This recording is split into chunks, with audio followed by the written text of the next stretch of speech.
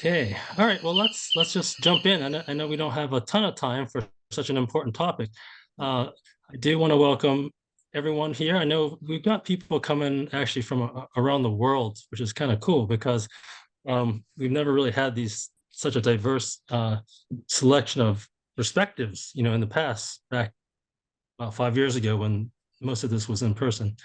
Um, but we have a very special guest. Actually, Mark is one of our, I'm going to say one of our leading contributors in terms of him being a therapist, and a person who identifies as autistic, and has, from his unique perspective, has come up with some really exciting insights. He's come up on his own.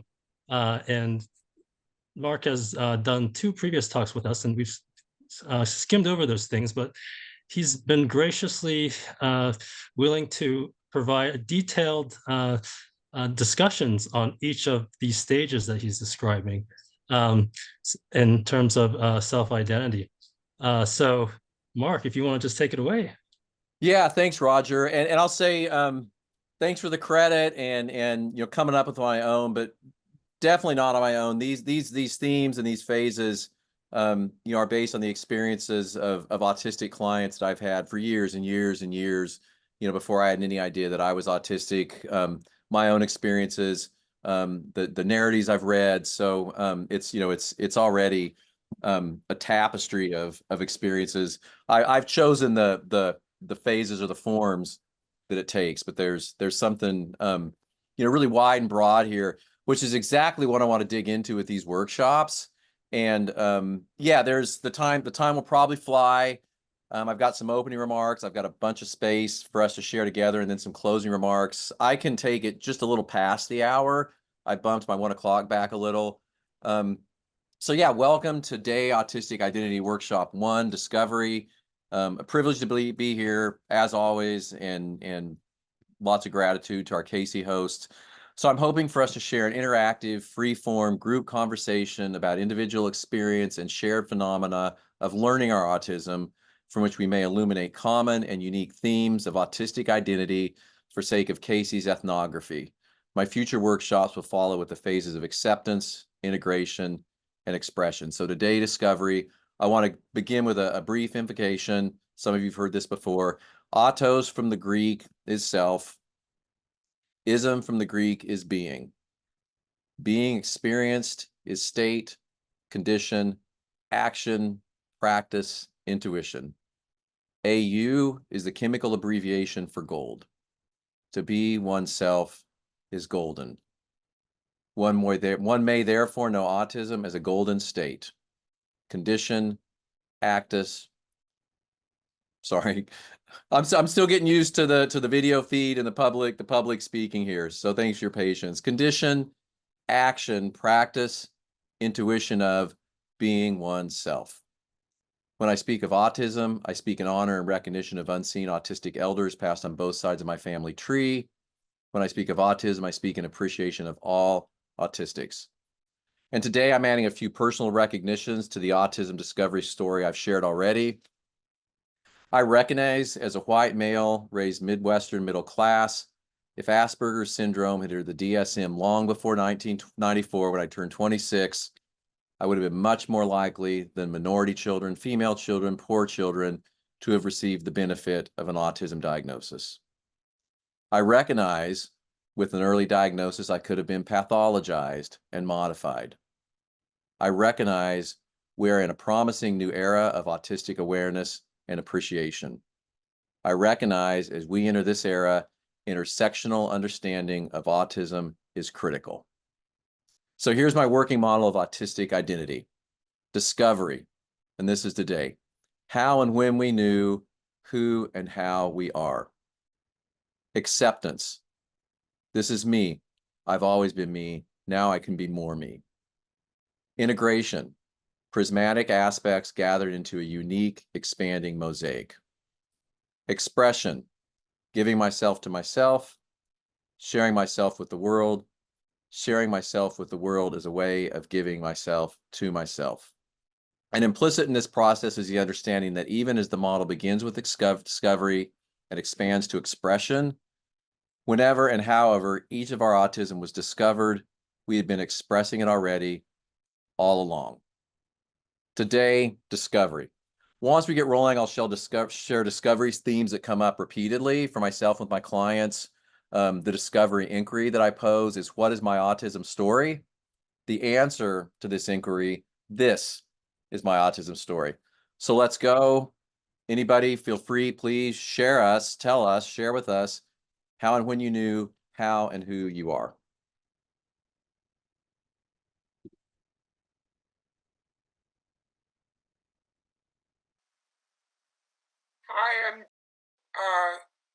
I discovered I was autistic, or started questioning back in 2018. Some people bullied me online actually for about 48 hours because I didn't get a joke. And it was brought to my attention that that's a symptom of autism in that 48 hours. And I began researching afterwards, and a lot of self reflection over the past few years. I've discovered that I am autistic.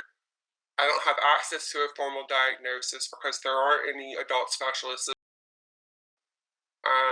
When I went to an evaluation, the evaluator was specialized in children and said that I couldn't be autistic because I had friends. And I think that's such a misconception. And I know that now, but in that moment, it was really frustrating to hear that, and it was really hurtful because they didn't ask about the quality of my friendships or the quality of my life or sensory issues at all. Um, that's what I found the most strange. That I wasn't asked about my sensory issues at all, and that's something that it's going back as far as like to being a child and remembering being like in a doctor's office and being very disturbed at the fact that I could hear everything going on around me, and not being believed, or at that time they thought it was a medication side effect because I have narcolepsy and I'm on ADHD stimulants for that. But yeah, I'm here. I'm excited for this workshop and the series of workshops that you're putting on. I'm an artist and I'm studying to be a teacher.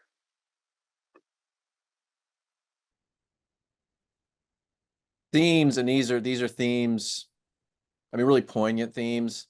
I want to just point out, I am so not in the business of pointing fingers or criticizing other providers. I'm just not.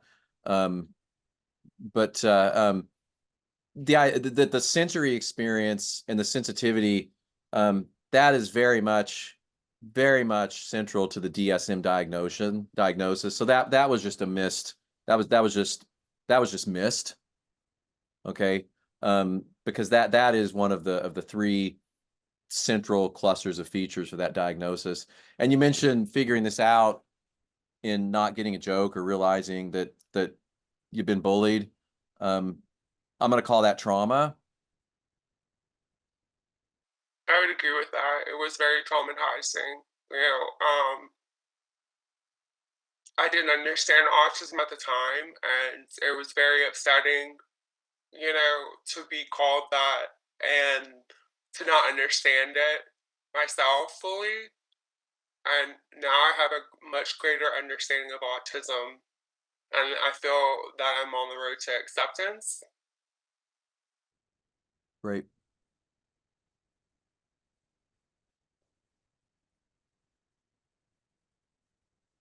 Other themes, other experiences?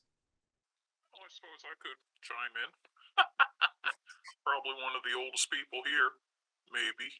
I was diagnosed when I was 47 after a suicide attempt.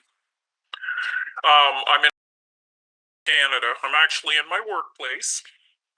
One of my workplaces. I work for. Yes, I'm. And when I was diagnosed, it was mostly because there was a therapist on the floor who said, "I think you're on the spectrum." I was like, "What? You must be nuts." I'd already been diagnosed with ADHD. But here's what she said.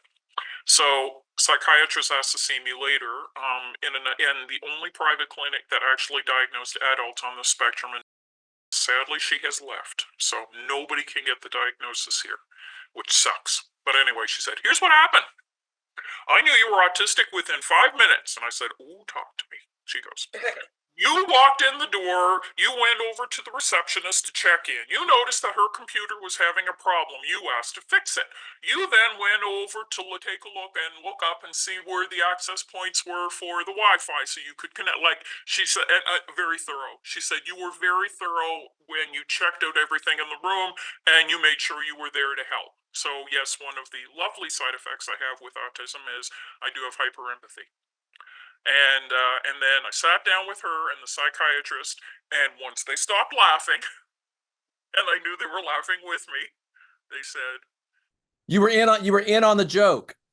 I wasn't on the joke, because once it was put to me in a hospital bed that they was pretty sure I was on the spectrum, what's the first thing I do that most of us do? Went out and started reading like crazy. So, I'm very much in it took me a few years to really come to terms with my diagnosis. But now I own up to it. I'm still masking like crazy around here. Now is not one of those times. But honestly, the times when I'm most comfortable is when I'm at my best, which is working with other people, showing them technology, a lot of different kind of technologies. And I also work on a lot of projects. And just being able to talk to physicians about me and about what I am and owning up to it. I own up to my diagnosis, and I own up to what challenges I have on a daily basis. And what was it like and I've got a question, a big question that popped up in the chat that I want to address. What was it like to really be seen, or maybe even felt in that moment when they saw the computer, they saw everything that you were doing? What was that like?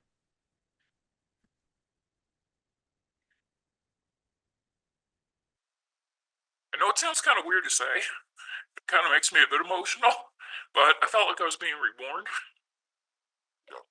Because they got it. They understood what kind of a person I was, and you know what? I wasn't yelled at. I wasn't told I was wrong.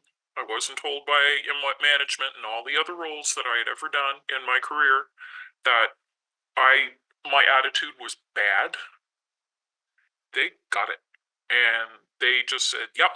And it was a massive relief, and it started a flow of a lot of things that I eliminated from my life because they were really weighing me down.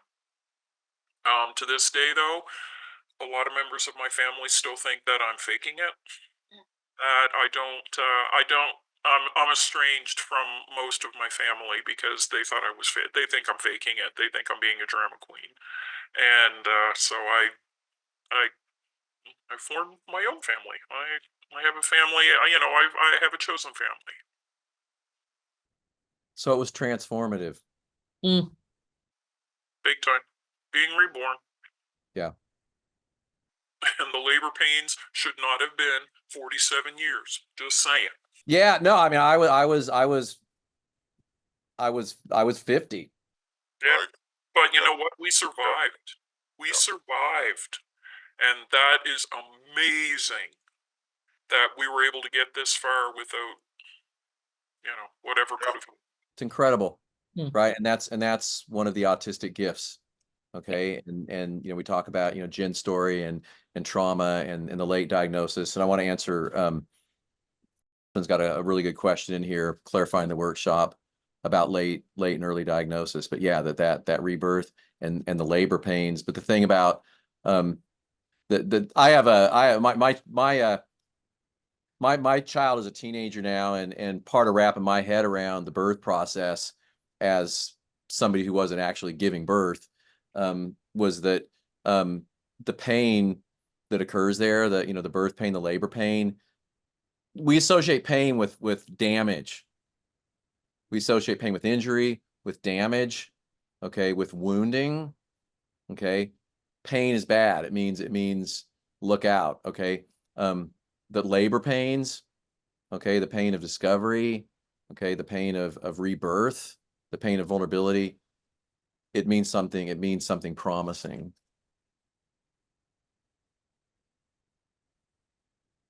Yeah. Sounds like you're glad for the experience.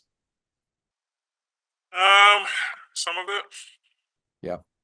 I mean, the thing is, you know, I did lose a lot, but being able to own up to this and realize that, you know, what I do for a living is I'm a bit of a masochist because, much like therapy, I stuck it out in IT operations. I deal with people on a daily basis, a lot of different people. Now, most people will say, "Oh my God, what the hell are you thinking?" Because I have a knowledge that I want to impart. And so that really plays into the autistic, especially the executive functioning and keeping it all in that lovely little pocket of my brain. But I love being able to show people how they can use tech, especially physicians and residents here, to be able to show them how we can possibly use tech to their advantage. And like therapy, very much like therapy, you're dealing with a lot of emotions. Yep, I do. And being hyper emotional doesn't help. There are times when I have to step away. But the one thing that gets me through it is I'm not masking nearly as much as I used to. I'm still exhausted all the time. Don't get me wrong. We all are, right? Because we all have to do it. But I'm starting to recognize now, 7 years later, when I'm not masking. And who am I around when I'm not? Or when it's reduced. All right? So that's what gets me through the day. Like, I host lectures for physicians here, for med students. And I love seeing the med students come through and like all the realizations they get with the different departments and the different ailments and what have you. I just love dealing with the kids. I mean, yeah, you know, a couple of them, their moms are younger than me, for Christ's sake. But I love talking to them and getting them to understand that us autistics can function. We're a little different in the way we're wired, but we can totally function, you know. It's just, there are times when we have to identify when we're stressed. That's the biggest thing for me right now, is trying to figure out when I get stressed. Because my interoception is... Yeah, those subtle cues and everything, and you add masking to that. I think just, I'm going to hang on to this. Everybody hang on to this. I love the idea of noticing when you're not masking, who you're with, what it feels like, what we're doing, because we don't notice when we're masking. Okay, it's very, I mean, it's an innovation, and it becomes second nature. Okay, so noticing, I love that, noticing when I'm not masking, noticing who you're with and what you're doing and how you feel when you're not masking. Thanks for that. And I'm trying to keep up on the chat. I don't do a good job of that simultaneously. I know Marcia's checking on it, but asked, is this a workshop for individuals that were not early diagnosed? I'm looking at it as a workshop for everybody. I think some of this applies very specifically to late diagnosis for all of the things that we're discussing right here and right now. Okay, that just shared, but I think it applies to everybody. And there's going to be, I mean, with early diagnosis, we may have known that, or people who are early diagnosed, it may have known it longer, but there's still things to be discovered and accepted, especially as we're understanding autism differently. And an early diagnosis doesn't necessarily guarantee a better experience. If only. I guess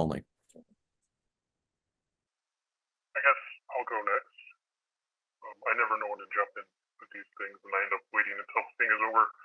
Well, the way I want this to be is anybody can jump in every time, anytime. And if we're talking over each other a little bit, or I want that to be okay, nobody's going to come in here and you know, try to be rude or whatever. So anytime. So I'm late diagnosed. I actually received the diagnosis in June of this year. a kind of a long story, but I think some of the questioning came up for my family during the isolation with COVID, because we were stuck together and we couldn't escape away from each other. And so my wife works with children with autism, and as we were kind of confined, and I guess wasn't able to mask 24/7, I started to show signs in my behavior and stuff, and it was actually part of the process of getting my daughter diagnosed that led me to getting diagnosed, because it was said that, you know, some of the neurodivergence is genetic, and when we were told that, both of my children kind of looked at me and said, "Oh, it's you, Dad." That's where she got it from. And so for me, it's been difficult. I feel like I'm still in the stage of trying to accept it, because it's you kind of go through life trying to figure out like why you are the way you are, and so what led me to join this group is I was looking online and I came across the invitation, and I seen another a video of Mark kind of giving his story, and it kind of resonated with me because I did the same thing. Even like did like when they started pointing this out, I went online and I took all the tests I could find, and I read all the books. I just added 2 more books to my list today as I was scrolling. And so as I try to step back from myself and look at my life up to this point, I do see like instances of, okay, yeah, I can see that. Okay, yeah, I can see that. I can see that. And I kind of equate to where I am at with the stages of grief.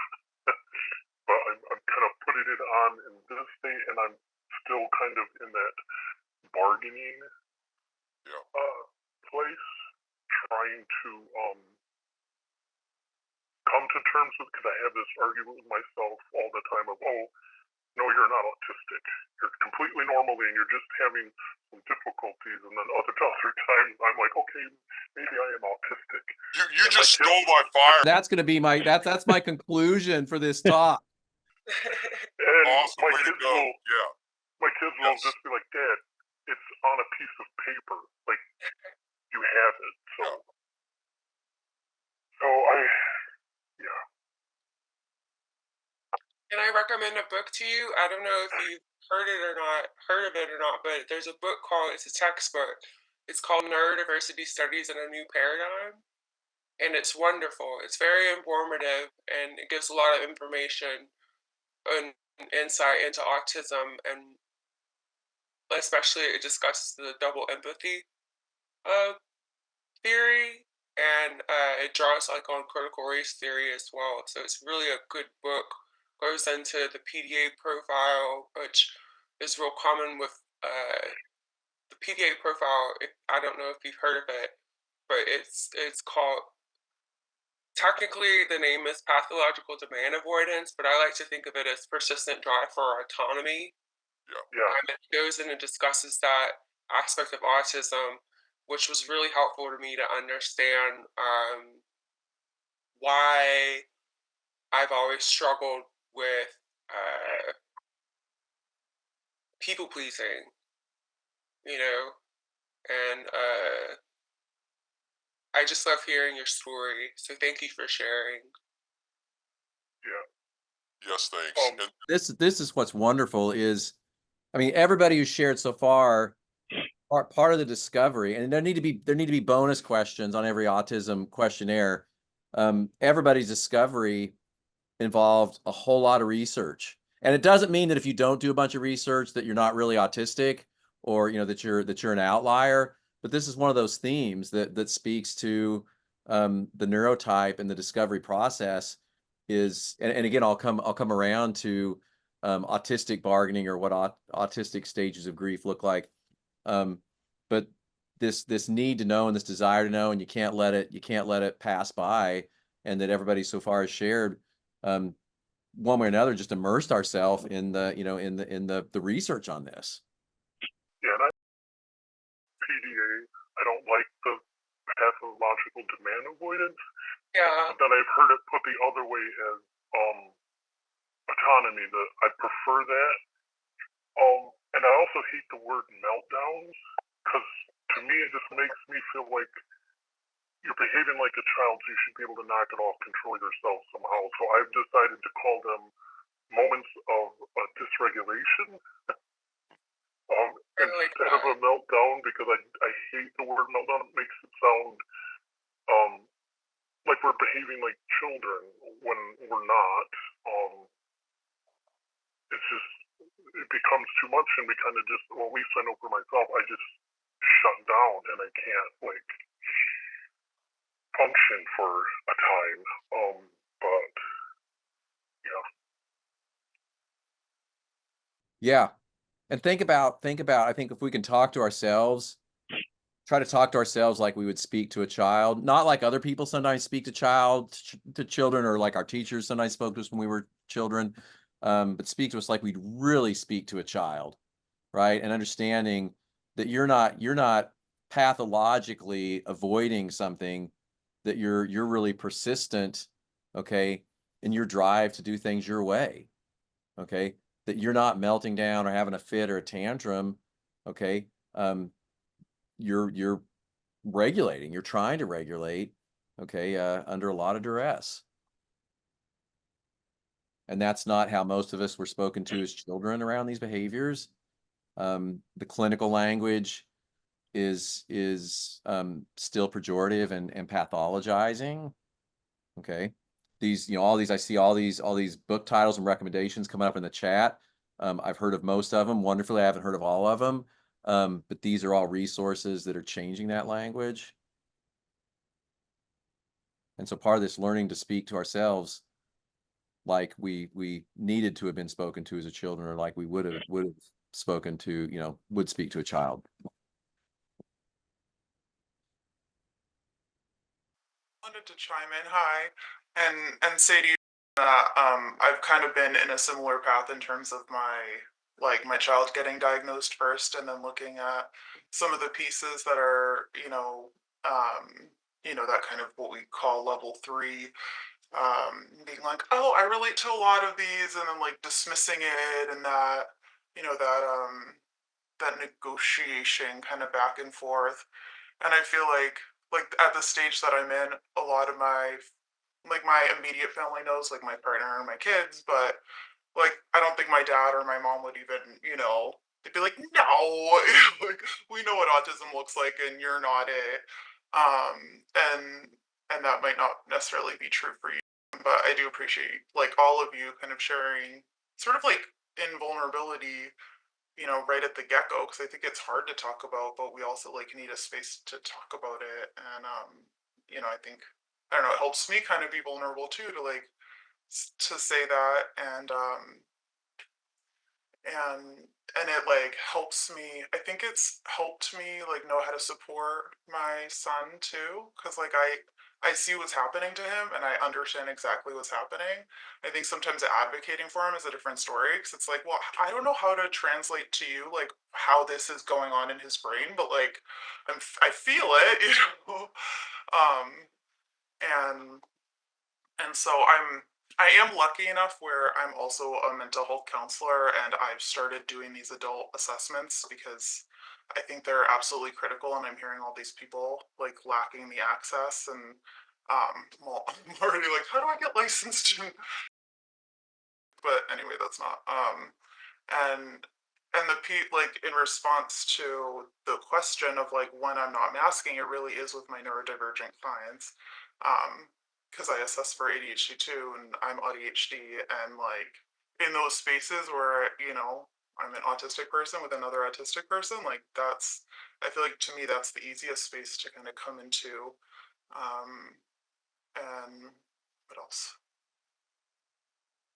yeah, the discovery, like it's hard. It's like we'll go out to events and like we were out today and I'm like experiencing like the buildup in my body and my brain and it's like, okay, I don't know how to advocate for like what I need right now, which is just to like remove myself from this situation instantaneously for like a good 2 to 3 hours because like I have these two kids that I should take care of and like, you know, as supportive as my partner is, I'm like wonderful, like I don't want to leave him, you know. So I think like those are the moments where it's really hard for me because like I recognize what my needs are and I've like developed like more awareness as I've done the introspection, but at the same time it's like you can't necessarily have those needs met all the time.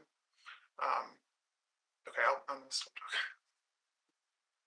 Well, one thing, and this probably comes along more in the integration phase, but I'm going to share it now. It's a part of the discovery too.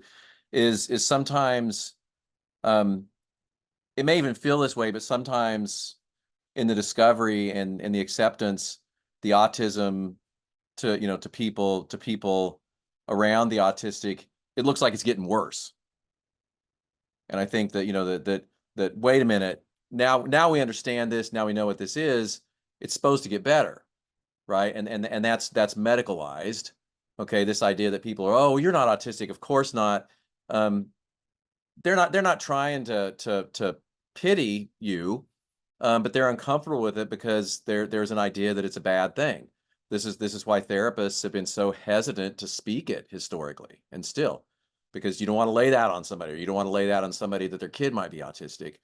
But it sometimes looks like it's getting worse because as we're masking less, as we're taking care of ourselves more and understanding our needs, or just don't have the energy to fight some of these things, or seeking more autonomy in these ways, that when we accept that we're autistic and become authentic, well, guess what? We're more autistic. Yeah, I read that it'll get as you I don't know how to unmask half the time. But as you're trying to unmask, it will appear as though things are getting worse for those around us, I guess. Because I still kind of struggle with the thing is like, because I feel like society is like, okay, so you're autistic, and we want you to own that, but please still don't be autistic around us if you can help it. Still try to, you know, mask it because it makes us uncomfortable and we don't like it. And so it's kind of hard to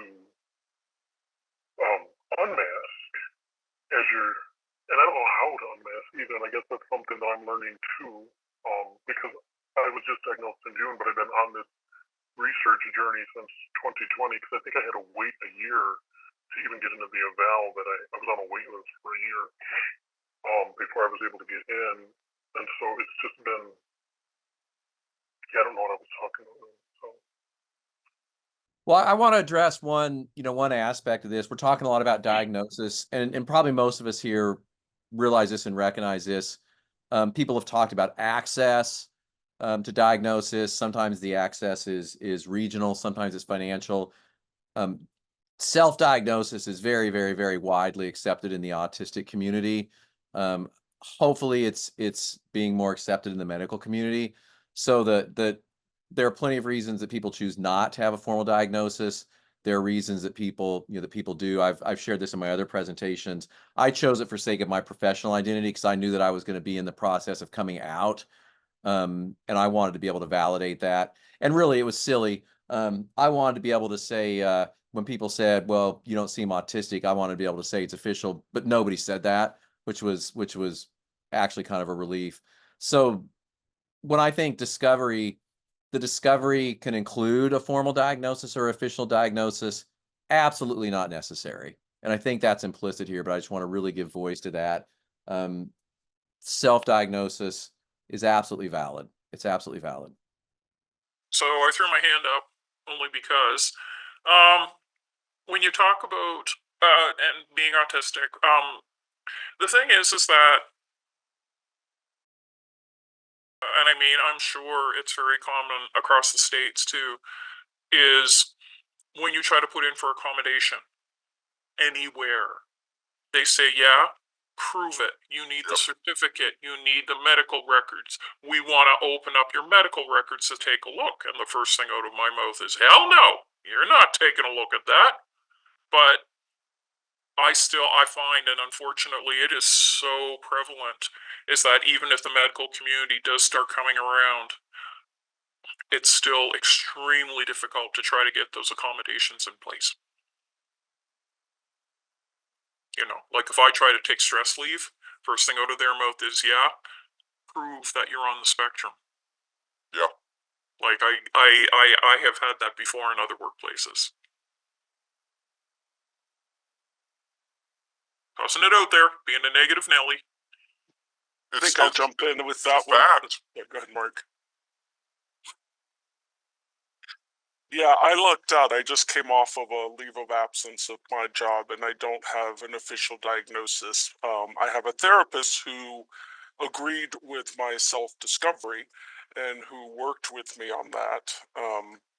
But it's been really great to hear everybody's stories during this. I won't get an official diagnosis because I'm transgender and can have services taken away from me because of that in some areas. And while I live in a really great state, I just don't want to, I can't risk that. I'm also 53 years old and have lived the majority of my life being perceived as a woman. And so the odds that I would get a good diagnostic person also kind of scare me. So, but I'm really confident that in my discovery, I found out in a kind of odd way. I found out in May. So without realizing that's what it was. And I thought my partner was autistic based on some really bad stereotypes, which is all I knew of it. And I found Embrace Autism and had her take the test, one of the tests, and she scored completely neurotypical. And I'm like, what's wrong with that test? So I took it, and it showed that I should probably talk to someone, that there was a high chance I was autistic. And I'm like, well, obviously this test is broken. Let me try another one. And I took every damn test I could find, and same results. And then I started researching it, and you mentioned being in bargaining mode. I feel like I've been in bargaining mode since May, and keep trying to disprove it. And every single conversation I have with people who are autistic, every group, every seminar, I'm like, holy shit, that's me. Like, I just keep finding myself repeatedly. And then I talked to my therapist and I told her I was really uncomfortable with self-diagnosing. And she's like, okay, let me take care of that for you. And continue to tick off every single autistic trait that she's noticed. Now, I've worked with her for many years, but I have CPTSD and other mental health and trauma issues. And so I really think that my autism was hidden, was clouded behind having a history of trauma. And so it was hard to untangle that, even though I was working with a very competent psychologist for 7 years now. When we started talking about it, she's like, it absolutely makes sense, and here's why we didn't see it. So that's been a very interesting journey, and it definitely got worse. I mean, within 3 months of having that conversation, I took a month off from work and was in complete autistic burnout. So it's a challenging journey for sure, but I also feel like I have discovered a compassion and kindness for myself that decades of therapy never led me to until I knew who I was. This entire time, I thought I have been hiding madness, and it turns out I'm autistic. Profound. And self-compassion is one of the greatest gifts. That's another theme that shows up, you know, as people describe their journeys and articulate it, that the opportunity for self-compassion and then being able to avail ourselves to the compassion of people who want to understand, who will understand. I've said this before, that when we're talking about neurotypicals and autistics or autistics, non-autistics, that I don't look at that in any way as divisive. That my neurotypical allies understand me every bit as well as my autistic peers.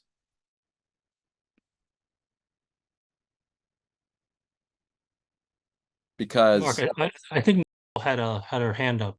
Did you still want to ask or say something?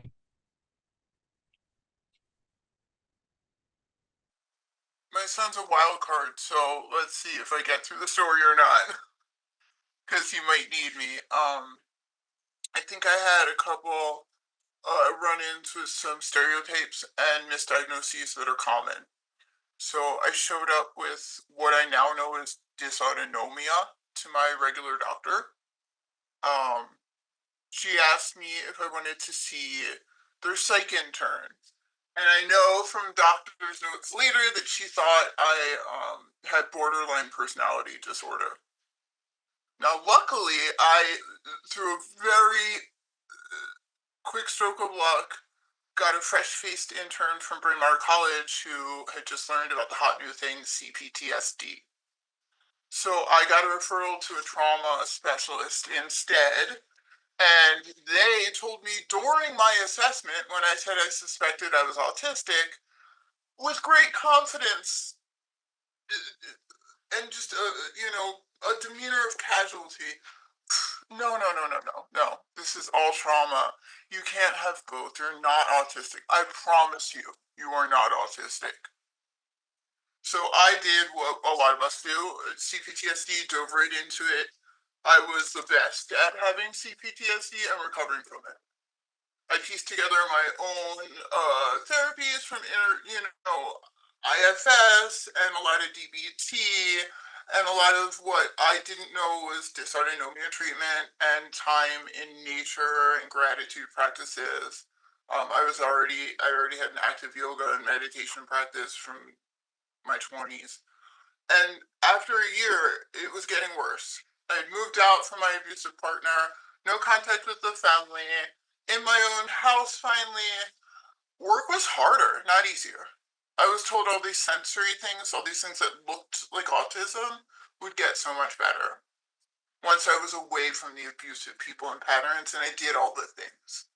So now I'm reparenting, which I still am, and I'm doing that, positive self-talk, and my sensory issues and my dysautonomia are getting worse and worse at work.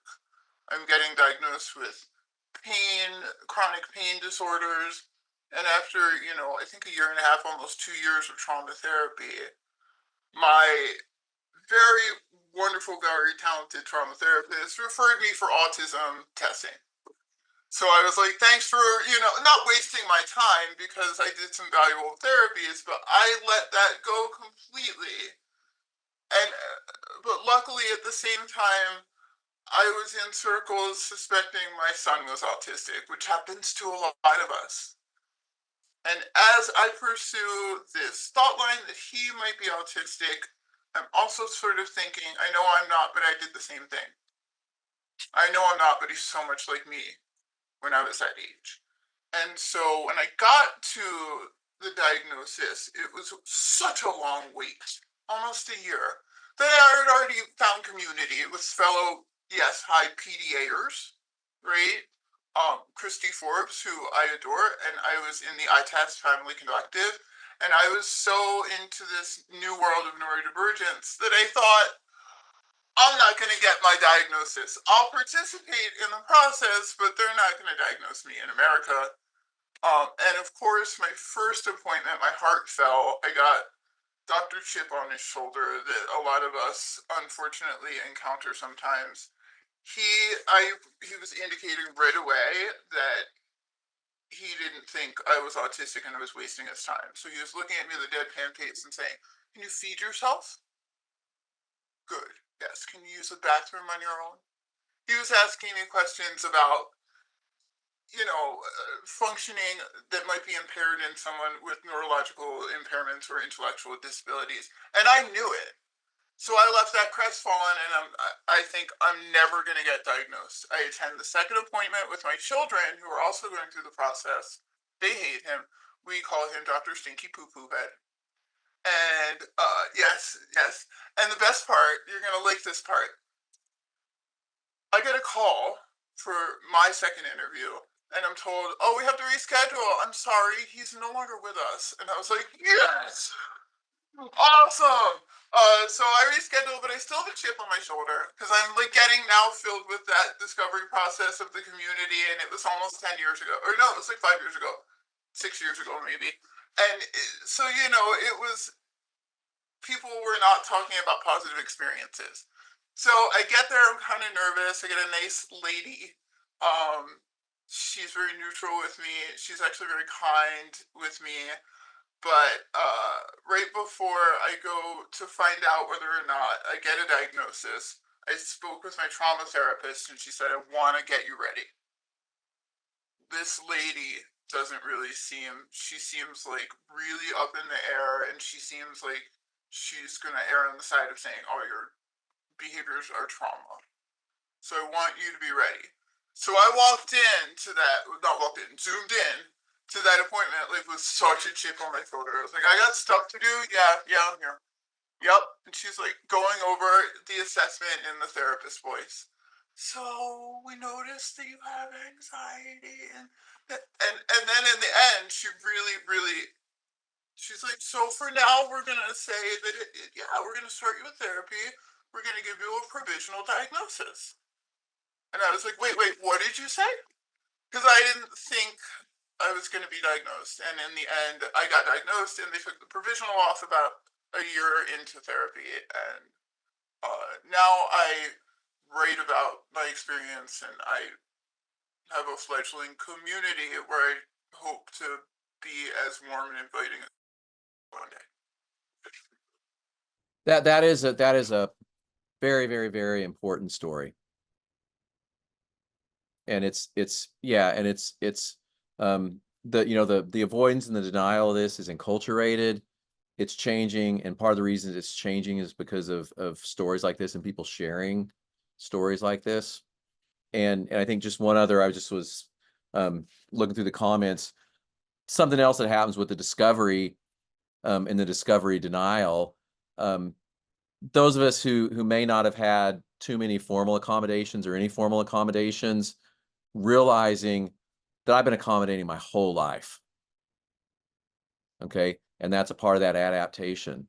Okay. That all of these things that we've done for ourselves, or maybe people have noticed that we need, that we've been accommodating our whole life. Okay. And accommodating to, I mean, this brings a lot of the stories today. A lot of that accommodation is the accommodation to being misunderstood, not being seen, being misdiagnosed. And I think implicit in your experience, and maybe for all of us, the perseverance hopefully is well worth it. And that when we're talking about trauma, okay, the full circle trauma integration and trauma healing is not that we'd ever script our life with that trauma or wish that trauma on ourselves or anybody else, but the gift of that trauma and the integration is what you have that you can uniquely bring back around and give, okay, to others, you know, who are experiencing something similar or who want to understand the experiences of other people who are going through this. That's the greatest gift. I think this is really important. There's a lot of people who are in that phase that I was right after diagnosis, where you're just like, okay, now I'm gonna unmask, right? But you're still sort of full of the medical paradigm. So I want you, if anything else, like that you remember about me today is just, instead of running away from the times you have trauma responses or anxiety, sit with them a minute. Because no matter what the autism experts tell you about this or that or coping skills, that's going to give you a really valuable lesson about how your body is reacting to the environment. And I'm not going to say how you unmask from there, but make your body happy. Right? I love that. Yeah. Sensation as the basis of our experience. Make your body happy. And for how long and how many ways, okay, were you not making your body happy or making your body unhappy? Listen to your body, make your body happy. I've got just a few more minutes. Maybe one more story. I've got just a couple of minutes of summing up that I'd like to give. I love that we could probably just keep going with this. I'm really enjoying the comments, even though I can't type and talk at the same time, or type and listen at the same time. Could I say something? This is Yeah. Hi. I was really stressed because I don't know what happened to my video. I can't get it to work. I can see you guys, but I know you can't see me.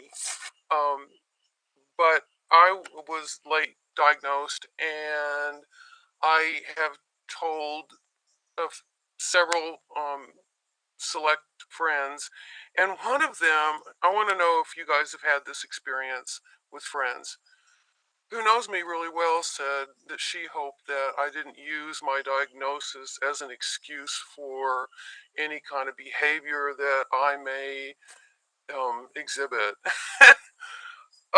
So now I'm acutely aware of, I mean, sometimes I think I'm masking even more because I was like, I don't want to use my diagnosis as an excuse for saying something maybe some people might be thinking it's inappropriate. Does that even make sense? Did anybody else have that experience? It makes absolute sense. Oh yeah, I feel like that. I feel like at times I feel like I'm unmasking a little bit, but then at other times, like you said, I feel like I'm masking even more. Yeah. So it's a paradigm. It's a paradigm for sure. And that there's a difference, and this may be lost on some people sometimes. There's a big difference, I think, between making excuses for yourself and not apologizing for yourself. Ooh, I like that. And some of this Masking may be not apologizing for ourselves, or I'm tired of apologizing for myself. I'm not going to apologize for myself. We haven't. That was a big thing that I did a lot after, especially after social events. I would think, like, relive everything that happened the night before, and if I would be afraid that I may have said something wrong, and I would reach out to the people I thought maybe I said the wrong thing to the next day, and they would always say, no, you didn't. So I don't know what that, I don't understand. I guess I should just clarify with the person, what does she mean by using a diagnosis of autism as an excuse for my behavior? And rejection sensitive dysphoria is built into this very often. Much of the time, one way or another, maybe even most of the time. And that's it, that rejection sensitive dysphoria, only to find that you of all people are at probably the lowest risk at that party or that social event of making a faux pas, okay, or putting your foot in the mouth because you're paying so much attention to begin with. Exactly. Yeah. Thank you. It doesn't feel that way. Thank you. So there's 2 hands up, Mark, and then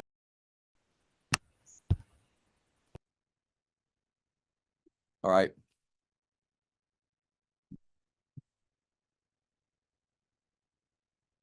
you can go ahead. One, whoever wants to jump in.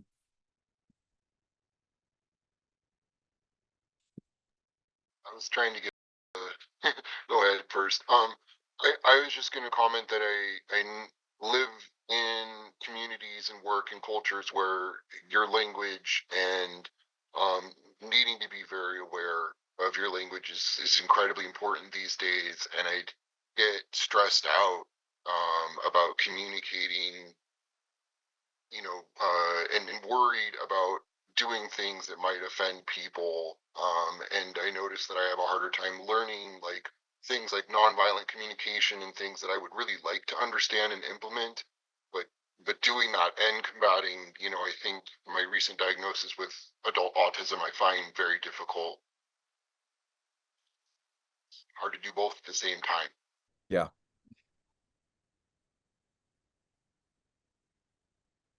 It's a lot, and it's a lot to keep track of, especially when we're learning language and developing language and working with the interface between the language that we've been given, the language that's used around us, the language that we're learning, and the experience that we're trying to, to understand within ourselves and then communicate.